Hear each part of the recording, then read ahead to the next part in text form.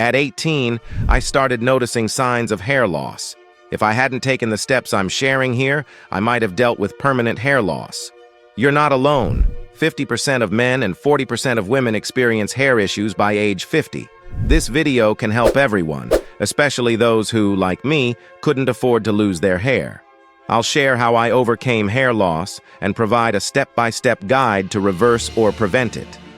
I was born with fine, thin, and straight hair, and the thinness always bothered me. I could see gaps in my wet hair, and as I got older, I became increasingly concerned about balding. By age 16, I noticed hair thinning at the corners of my head, leading to sleepless nights filled with worries about losing my hair and the impact it would have on my confidence.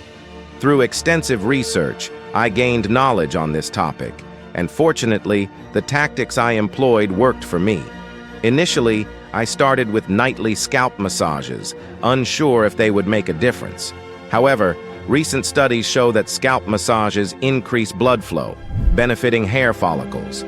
Taking progress pictures is crucial for tracking your results consistently. While this step had some effect, I felt it wasn't enough for me. To further boost blood flow, I turned to dermapuncture, specifically using a derma roller, derma stamp, or micro needler. These methods create tiny holes in the scalp, promoting blood circulation. I found the derma stamp to be the most precise and effective for me. Remember to clean these tools with rubbing alcohol before and after use to avoid infections.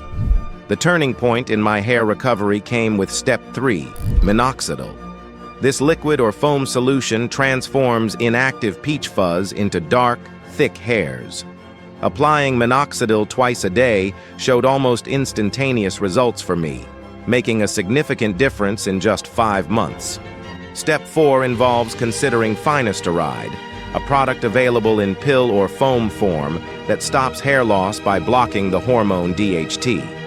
While it's not recommended for everyone due to potential hormonal side effects, it can be effective for some. I personally opted out of using finasteride because I had already achieved positive results with the previous steps, and I was wary of its potential side effects. Step 5 emphasizes addressing stress, a significant contributor to hair loss. Decreasing stress through improved sleep, proper breathing, and other stress relief methods can positively impact hair health.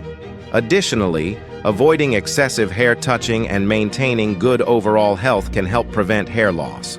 Lastly, I'll debunk some myths in step 6. Wearing a hat or using shampoo in moderation won't cause hair loss, but using low-quality products might.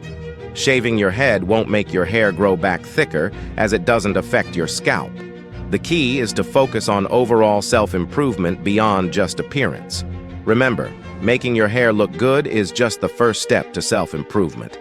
There's much more to work on, such as your finances, face, body, and mindset. If you're interested in learning how to enhance your overall appearance, check out my video where I share tips on improving your facial aesthetics. Thanks for watching.